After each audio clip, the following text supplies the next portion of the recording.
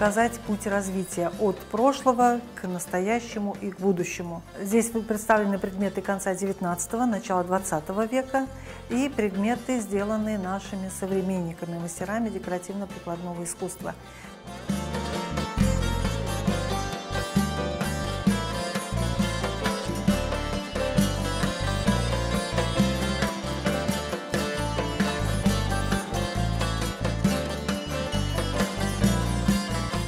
Представлены хуранхапы, сделанные современными мастерами, и уникальность еще в том, что если для многих представление имеет, что хуранхап – это обязательно предмет, вышитый в технике золотного шитья, сегодня у нас мастера показывают, что хуранхап может быть вышит и в технике татар-ишлеме, двухсторонняя крымско-татарская гладь, и изготовлен в технике валяния.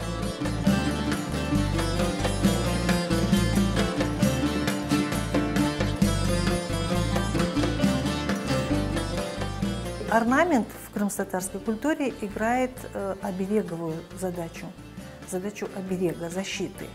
И каждый орнамент разрабатывался с нашими прабабушками, прадедушками, большим умением этого вида искусства. И в Крыму были специальные мастера-орнаменталисты. То есть каждый человек, который решил для себя что-то нарисовать, а потом это вышить, либо нарисовать на керамической посуде, на медной посуде.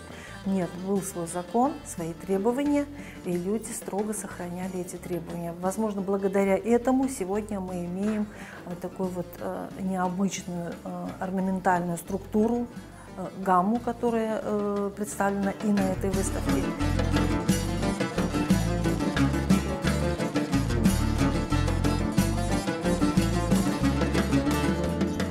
Придя на эту выставку, мастера увидели предмет намазлых, датируемый второй половиной XIX века. Наши мастера декоративно-прикладного искусства увидели и буквально влюбились в этот намазлых и поставили перед собой цель, задачу обязательно сделать такой же предмет.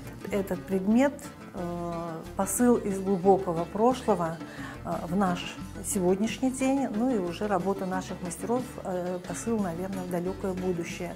Мы надеемся, что еще кого-то вдохновит наша выставка, и некоторые предметы обязательно будут повторены, и мы сможем увидеть работу современных мастеров в той же технике, которую делали мастера прошлого.